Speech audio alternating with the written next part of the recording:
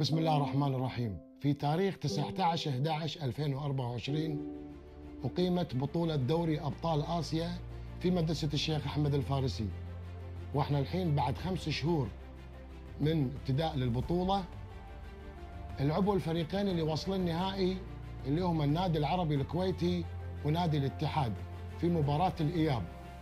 كانت مباراة صراحة قوية بين الفريقين وبحضور جماهيري كبير، واستطاع نادي الاتحاد الفوز بهذه المباراة. ومن هذه المباراة احنا اخترنا بعض المشاهد الرائعة، حلوة رائعة ولا مو حلوة؟ اللي راح تعرض لكم في البرومو المختصر لمباراة الإياب اللي كانت بين النادي العربي ونادي الاتحاد السعودي.